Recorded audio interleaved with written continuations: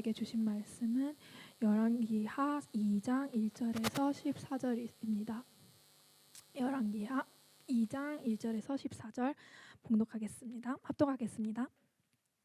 여호와께서 회오리 바람으로 엘리야를 하늘로 올리고자 하실 때에 엘리야가 엘리사와 더불어 길가에 나가더니 엘리야가 엘리사에게 이르되 청하건대 너는 여기 머물라 여호와께서 나를 베델로 보내시느니라 하니 엘리사가 이르되 여호와께서 살아계심과 당신의 영이 살아있음을 두고 맹세하노니 내가 당신을 떠나지 아니하겠나이다 하는지라.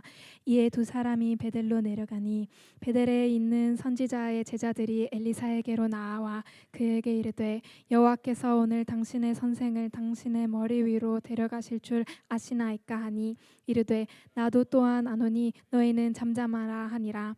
엘리야가 그에게 이르되 엘리사야 청하건대 너는 여기 머물라 여호와께서 나를 여리고로 보내시니라. 엘리사가 이르되 여호와께서 살아계심과 당신의 영이 살아있음을 두고 맹세하노니 내가 당신을 떠나지 아니하겠나이다 하니라. 그들이 여리고 이름에 여리고에 있는 선지자의 제자들이 엘리사에게 나와 이르되 여호와께서 오늘 당신의 선생을 당신의 머리 위로 데려가실 줄을 아시나이까 하니 엘리사가 이르되 나도 아노니 너희는 잠잠하라. 엘리야가 또 엘리사에게 이르되 청하건대 너는 여기 머물라 여호와께서 나를 요단으로 보내시느니라 하니 그가 이르되 여호와께서 살아계심과 당신의 영혼이 살아있음을 두고 맹세하노니 내가 당신을 떠나지 아니하겠나이다 하는지라. 이에 두 사람이 가니라.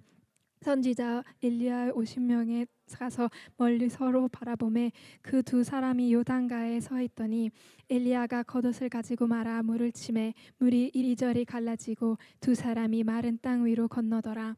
건너매 엘리야가 엘리사에게 이르되 나를 너에게서 데려감을 당하기 전에 내가 내게 어떻게 할지 구하라. 엘리사가 이르되 당신의 성령이 하시는 역사가 갑절이나 내게 있게 하소서 하는지라. 이르되 네가 어려운 일을 구하는도다. 그러나 나를 내게서 데려가시는 것을 내가 보면 그 일이 내게 이루어지려니라.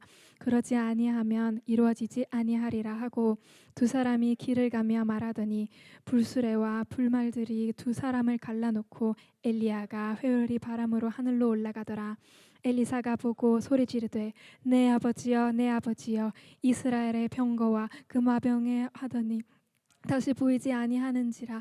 이에 엘리사가 자기의 옷을 잡고 둘로 찢고 엘리야의 몸에서 떨어진 겉옷을 주워 가지고 돌아와 요단 언덕에 서서 엘리야의 몸에 떨어진 그의 겉옷을 가지고 물을 치며 이르되 엘리야의 하나님 여호와는 어디 계시나이까 하고 그도 물을 치매 물이 이리저리 갈라지고 엘리사가 건너니라. 아멘. 아멘. 우리 긴 성경 말씀 읽으라고 수고하셨어요. 성경에 보면 훌륭한 스승과 또 그 스승 못지않게 탁월한 능력과 지혜를 겸비한 후계자가 등장합니다. 성경에 보면 모세와 여호수아, 모세도 굉장히 뛰어난 사람인데 그 밑에서 자라난 여호수아도 그에 못지않은 용맹한 사람이고 모세의 그런 어떤 카리스마 또 모세의 지혜와 믿음과 영적인 능력을 두루 갖춘 그런 이스라엘의 지도자였죠. 엘리야와 엘리사 우리가 이렇게 볼 수도 있고 또 왕으로 본다면 다윗과 솔로몬. 다윗도 참 훌륭한 왕이었는데요. 또 다윗과는 좀 다른 색깔이지만 다윗 못지않은 지혜와 능력을 가지고 나라를 다스렸던 솔로몬도 한 시대를 정말 이스라엘의 부강한 시대를 연 그런 왕 중에 하나죠. 솔로몬 왕이 있습니다. 신약 시대로 오면 바울이라고 훌륭한 사도가 있었네요. 그 사도가 또 믿음 안에서 내 아들이라고 불렸던 디모데하고 연결시킬 수가 있죠. 그래서 바울과 디모데 그러면 훌륭한 스승과 그 밑에서 그 못지않은 능력을 갖춘 디모데라고 하는 뛰어난 또 영적인 지도자를 발견할 수 있습니다. 또 베드로가 또 자기의 아들이라고 불렀던 사람이 있어요. 마가라고 하는 제자죠. 그래서 이 마가를 참 아끼고 사랑했는데요. 마가는 베드로가 로마에서 순교할 때 로마까지 따라가서 옥생활하고 있는 베드로를 수발하고, 또 베드로가 로마에서 순교하기 직전까지 베드로가 경험했던 모든 예수님에 관한 이야기를 다 들은 다음에 그것을 글로 적은 사람이 또 마가예요. 그래서 마가복음이 그렇게 기록이 됐다. 베드로의 입을 통해서 기록됐기 때문에 사실은 마가복음을 베드로 복음이라고 불러야 된다, 이렇게 말하는 사람도 있습니다. 베드로라고 하는 훌륭한 영적인 지도자 아래에 마가라고 하는 그런 또 훌륭한 사람이 있었죠. 자, 오늘 엘리야와 엘리사 이 두 사람의 영적인 지도력이 교체되는 장면을 보고 있습니다. 엘리야는 자신의 생을 하나님께서 마감시키려고 하신다는 것을 알았어요. 또 어떤 방법으로 그를 데려갈지도 이제 알게 된 것입니다. 회오리 바람으로 데려가신다고 했어요. 성경에 이렇게 회오리 바람으로 데려간 사람이 엘리야 한 명밖에 없습니다. 대단한 분이시죠. 그래서 하나님께서 부르시는 곳으로 갑니다. 길갈에서 베델로 떠났더니 베델에서 또 여리고로 가라. 또 여리고에 갔더니 또 여리고에서 요단강으로 가라. 그래서 이제 장소를 3번을 옮깁니다. 그때마다 따라간 사람이 있습니다. 엘리사죠. 엘리사가 따라갑니다. 엘리사가 엘리야를 따라가는 것을 말립니다. 스승인 엘리야도 말립니다. 너는 여기 머물라, 이렇게 말하는데 굳이 따라가고요. 그는 어떻게 대답하냐면, 내가 하나님의 이름을 걸고 당신의 이름을 걸고 내가 당신을 떠나지 않겠습니다, 그래요. 베델에 갔더니 베델에 있던 선지자의 생도들, 선지자의 제자들이 당신의 주인이 회오리 바람으로 올라갈 줄 모릅니까? 당신은 거기 있다가는 당신 죽습니다, 이렇게 엘리사에게 충고를 합니다. 그런데 엘리사가 그걸 개의치 않죠. 또 여리고에 갔더니 여리고에서도 또 엘리야가 너는 여기 머물라, 또 거기에 있던 생도들 제자들이 당신의 주인이 하늘로 이렇게 올라갈 줄 모릅니까? 가지 마십시오. 그런데 굳이 요단강까지 따라갑니다. 이제 거기까지 오니까 엘리야가 묻습니다. 도대체 여기까지 온 이유가 뭐냐? 내가 하나님께 데려감을 당하기 전에 내가 너에게 무엇을 해줄지, 어떻게 해야 할지 너는 내게 말해라. 그러니까 좀 쉽게 풀어서 말하자면 소원을 말해봐라. 내가 너의 소원을 들어줄 수 있다면 들어주겠다, 이런 것이죠. 그랬더니 엘리사가 소원을 빌기를 당신의 성령이 하시는 역사가 배나 있게 해달라, 이렇게 말합니다. 당신의 성령이라고 하는 것은 엘리야에게 임한 하나님의 영적인 능력을 말하는 것이죠. 당신에게 임한 하나님의 영적인 능력, 내가 보니까 당신이 엘리야가 엘리야 되게 한 것은 바로 하나님의 능력입니다. 그러니 당신에게 임한 이 영적인 능력을 나에게 배를 주십시오, 이렇게 말하는 것이죠. 욕심이 많아서 내가 엘리야보다 더 뛰어난 사람이 되겠다라는 뜻이 아니고, 당시 부모가 자식에게 재산을 상속할 때는 맏아들에게 갑절을 줬습니다. 배를 줬습니다. 그러니까 이 말의 의미는 뭐냐면, 엘리사가 엘리야에게 내가 당신의 가장 수제자라는 사실을, 당신의 영적인 능력을 배를 주심으로 내게 확인시켜 주십시오라고 말하는 거예요. 당신의 수제자로 이 땅에 있기를 원합니다 라고 하는 뜻이죠.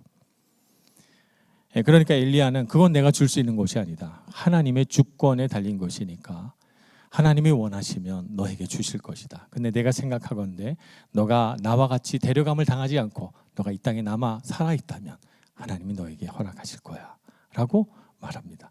그리고 두 사람 사이를 불말과 불병거가 확 달리면서 갈라놓고, 그리고 그 건너편에 엘리야를 보니 회오리 바람을 타고 막 하늘로 올라갔습니다. 그 경황 없는 중에 자기를 딱 보니까 나만 남은 거예요. 엘리야는 올라가고 그 엘리야가 섰던 자리에는 그의 겉옷만이 떨어져 있었습니다. 그래서 엘리사는 이스라엘의 마병과 병거여, 그러면서 자기 옷을 찢고 그 엘리사의 옷을 집어들고 엘리야가 요단강을 건넜던 방법을 그대로 사용해서 요단강을 건넙니다. 이 엘리야의 하나님이시여 라고 부르면서 엘리야가 했던 것처럼 요단 강물을 그 겉옷으로 치니 똑같이 스승 엘리야가 했던 것처럼 강물이 갈라지면서 그 강물을 건너가게 되는 것이죠. 엘리사는 자신이 선지자로 살아가야 한다는 걸 알았습니다. 내가 만약 선지자로 살아간다면 나에게 가장 필요한 것은 뭘까? 나에게 가장 필요한 것은 엘리야에게 있었던 것 같은 저런 영적인 능력이 아닐까. 그래서 엘리야를 보면서 가장 소원하는 마음으로 갖고 싶었던 게 뭐냐면 엘리야의 영적인 능력이에요. 말하자면 엘리사는 엘리야가 가진 가장 좋은 점을 받고 엘리야를 엘리야 되게 하는 가장 좋은 점을 받고 바로 그 점에 있어서 자기가 부족하다고 느낀 거예요. 바로 그 점이 내가 부족하구나. 내가 그 점이 비어져 있구나 라고 생각한 것이죠. 그래서 그걸 내가 원합니다 라고 말한 것입니다. 보통 어떤 사람들이 전임자가 훌륭하게 되면 내 앞에 선 사람이 뭐 학교나 직장이나 여러분이 속한 어느 공동체에서 내 앞에 있던 사람이 훌륭하면 그 다음 사람은 굉장히 부담스럽게 돼요. 그래서 어떻게 되냐면 차별화를 시키려고 하죠.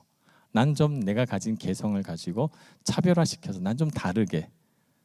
그게 근데 아름답게 되지 않은 경우가 참 많아요. 예. 차별화가 되는 게 아니라 이상하게 돼버린 경우가 참 많이 있습니다. 앞사람이 너무 훌륭하면 그 뒷사람부터 열등감을 가지게 돼요.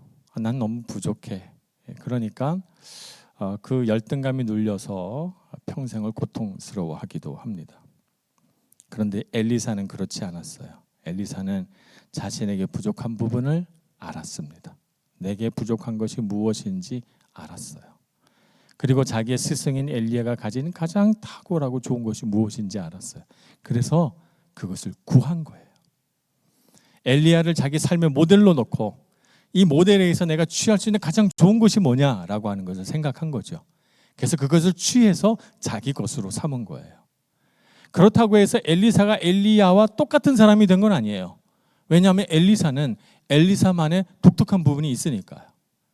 그래서 엘리야가 가진 영적인 능력을 받아들여서 엘리야는 굉장히 성취지향적이고 용맹한 그런 강한 용사 같은 그런 사람이고 갈멜산에서 450명의 바알 선지자, 아세라 선지자 전부 850명하고 대결을 한 사람이고 이런 850명과 대결해서 승리하고 난 다음에 이 850명을 다 죽인 사람이에요.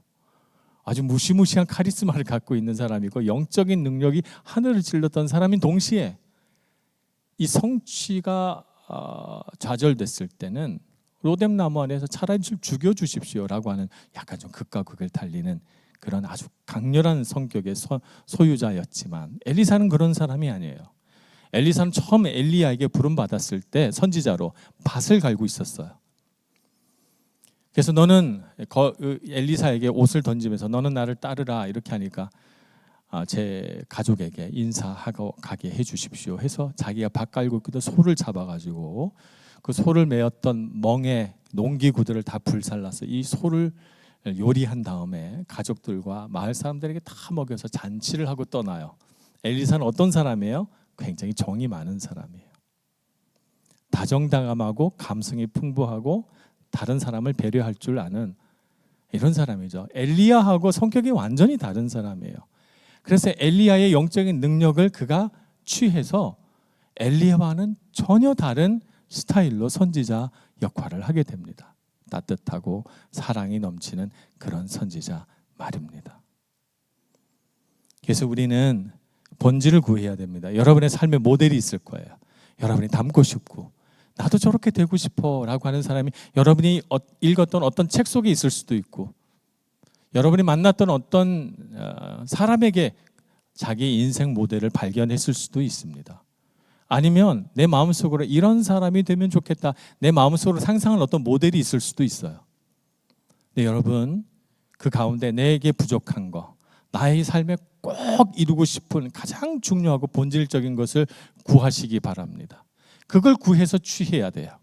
여러분 그걸 취한다고 해서 그 사람하고 똑같아지지 않아요. 전혀 다른 사람이기 때문입니다. 여러분들이 그걸 취해서 여러분의 삶의 부족한 부분을 채우시고 엘리야처럼 탁월하고 뛰어난 사람으로 이 세상을 살아가기를 간구하시기를 축복합니다.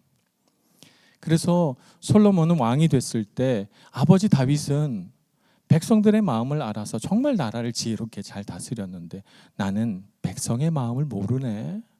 난 왕궁에서 쭉 컸기 때문에 왕자로서의 삶은 너무 잘하는데 다윗 왕은 목동으로 컸기 때문에 백성의 마음을 알아요. 근데 솔로몬은 왕궁에서 컸기 때문에 백성의 마음을 알 수가 없어요. 그래서 하나님 앞에 자기 제일 부족한 걸 구했죠. 뭘 구했어요? 백성의 마음을 아는 지혜를 주소서 구한 것이죠. 그래서 그를 솔로몬 못지않은 다윗 왕 못지않은 솔로몬이 되게 했습니다. 바울은 디모데를 너무나도 사랑했습니다. 그래서 디모데가 몸이 연약한 사람이에요. 바울도 몸이 연약한 데가 있었잖아요. 하나님께 3번 구해서 간구했는데 하나님이 들어주시지 않아서 평생을 그런 병을 가지고 살았습니다. 디모데는 늘 잔병치레가 많은 그런 사람이었죠. 그런데도 그는 성경을 탐구하고 지식이 있고 지혜가 뛰어난 사람이었습니다. 그래서 성품이 부드러워요. 바울은 강한 사람이었었죠. 그래서 디모데를 너무 사랑한 바울은 디모데에게 편지를 써서 이렇게 말합니다. 디모데 전서 6장 11절에서 12절 말씀입니다. 오직 너 하나님의 사람아 이것들을 피하고 의와 경건과 믿음과 사랑과 인내와 온유를 따르며 믿음의 선한 싸움을 싸우라. 영생을 취하라. 이를 위하여 내가 부르심을 받았고 많은 증인 앞에서 선한 증언을 하였도다 라고 말하면서 디모데야 너는 이런 쓰임을 받기 위해서 살았단다. 너의 육신의 약함 때문에 너의 기질적인 부드러움 때문에 영적인 싸움을 회피하지 말거라. 믿음의 선한 싸움을 싸우거라. 하나님께서 주신 의와 경건과 믿음과 사랑과 인내와 온유를 따르는 사람이 되거라 라고 디모데를 격려하고 있는 것입니다.